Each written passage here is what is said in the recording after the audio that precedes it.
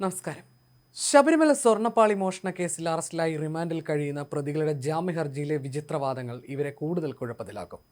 1998 ശബരിമല ശ്രീകോവിൽ സ്വർണം പൊതിഞ്ഞതിന്റെ രേഖകളില്ലെന്ന വാദത്തിൽ ഊന്നിയാണ് മുൻ ദേവസ്വം ബോർഡ് പ്രസിഡന്റുമാരുടെ ജാമ്യഹർജികൾ വന്നിരിക്കുന്നത്.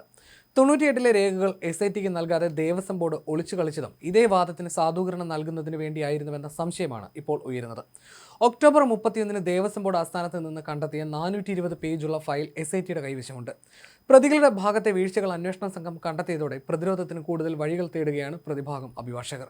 വിവാദം തുടങ്ങിയപ്പോൾ CPM ജില്ലാ കമ്മിറ്റി അംഗം കൂടിയായ A. പത്മകുമാർ പ്രതികരിച്ചത് പാളികൾ ചെമ്പാണെന്നാണ്. പിന്നീട് സ്വർണം പൂശിയതെന്ന വാദം അംഗീകരിച്ചു. കേസിൽ പത്മകുമാർ അറസ്റ്റിലായി. N. വാസുവിന്റെ വാദങ്ങൾ പാളികൾ പുറത്തു കൊണ്ടുപോയ തീരുമാനങ്ങളിൽ തനിക്ക് പങ്കില്ല എന്നതായിരുന്നു.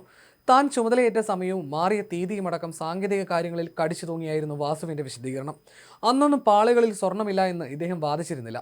അന്വേഷണം ഉന്നതരിലേക്ക് എത്താതിരിക്കാൻ 1998 സ്വർണം പൂശിയ രേഖകൾ SITക്ക് നൽകാതെ ദേവസ്വം ഒളിച്ചുകളി നടത്തിയെന്ന് വിമർശനമുണ്ടായിരുന്നു.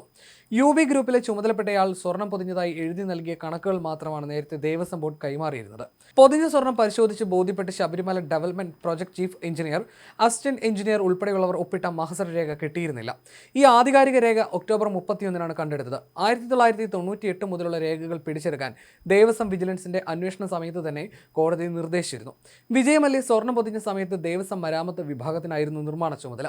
ചെന്നൈ മൈലാപ്പൂർ JNR ജ്വല്ലറി ഉടമ നാഗരാജിന്റെ നേതൃത്വത്തിൽ തമിഴ്നാട്ടിൽ നിന്നുള്ള 53 ശില്പികൾ സന്നിധാനത്തെ ദേവസ്വം മരാമത്ത് കോംപ്ലക്സ് കെട്ടിടത്തിലായിരുന്നു ഇതിന്റെ പണികൾ നടത്തിയത്.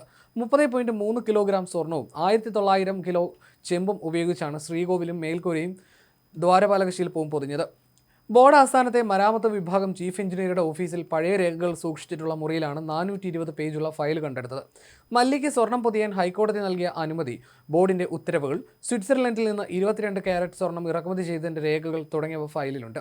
അന്നത്തെ Sabarimala development project chief engineer K. Ravikumar, assistant engineer CR Rajasekharan Nair എന്നിവരുടെ മേൽനോട്ടത്തിൽ നടന്ന സ്വർണം പൊതിയൽ ജോലികളുടെ വിശദ റിപ്പോർട്ടുകളുമുണ്ട്. പകർപ്പെടുത്ത ശേഷം ഫയൽ പ്രത്യേക അന്വേഷണ സംഘത്തിന് കൈമാറി. ബോർഡ് എടുത്ത പകർപ്പ് ദേവസ്വം വിജിലൻസ് അധികൃതർ പിന്നീട് പിടിച്ചെടുത്തു. അതേസമയം ബെല്ലാരിയിലെ രൊദം ജ്വല്ലറി ഉടമ ഗോവർദ്ധന്റെ മൊഴിയിലെ വിവരങ്ങളും കഴിഞ്ഞ ദിവസം പുറത്തു വന്നിരുന്നു. ലോഹപാളികളിൽ ഉള്ളത് ശബരിമലയിലെ സ്വർണ്ണമാണെന്ന് അറിഞ്ഞാണ് കൊള്ളയ്ക്ക് കൂട്ടുനിന്നത് എന്നായിരുന്നു ബെല്ലാരിയിലെ രൊദം ജ്വല്ലറി ഉടമ ഗോവർദ്ധന്റെ മൊഴി. കേസിലെ ഒന്നാം പ്രതി ഉണ്ണികൃഷ്ണൻ പോറ്റിക്ക് 1.5 കോടി രൂപ കൈമാറിയിട്ടുണ്ടെന്നും പിന്നീട് കുറ്റബോധം തോന്നിയെന്നുമായിരുന്നു ഗോവർദ്ധൻ പറഞ്ഞത്. 474 ഗ്രാം സ്വർണം കയ്യിൽ കിട്ടിയപ്പോൾ കുറ്റബോധം തോന്നി. ഇതിന് പരിഹാരമായി ശബരിമലയിൽ അന്നദാനത്തിന് മാളികപ്പുറത്ത് മാല വാങ്ങാനുമായി 20 ലക്ഷം രൂപ നൽകിയാൽ മതിയെന്ന് പോറ്റി നിർദ്ദേശിച്ചതായി ഗോവർദ്ധൻ മൊഴി നൽകി. ഇതിൽ 10 ലക്ഷം രൂപ അന്നദാനത്തിനായി നൽകിയതിന് തെളിവുകളും കൈമാറി. ഈഞ്ചക്കലിലെ ക്രൈംബ്രാഞ്ച് ഓഫീസിൽ നടന്ന ചോദ്യം ചെയ്യലിനിടയിലായിരുന്നു അറസ്റ്റിലായ ഗോവർദ്ധൻ പണം നൽകിയതിന്റെ തെളിവുകൾ ഹാജരാക്കിയത്. ശ്രീകോവിലെ സ്വർണം വേർതിരിച്ച Chennai smart creations CEO Pankaj ഭണ്ഡാരിയും ഗോവർദ്ധനൊപ്പം കഴിഞ്ഞ ദിവസം അറസ്റ്റ് ചെയ്തിരുന്നു. ആസൂത്രിതമായി സ്വർണം തട്ടിയെടുക്കാൻ ഇവർ ഗൂഢാലോചന നടത്തിയെന്നാണ് അന്വേഷണ സംഘത്തിന്റെ കണ്ടെത്തൽ.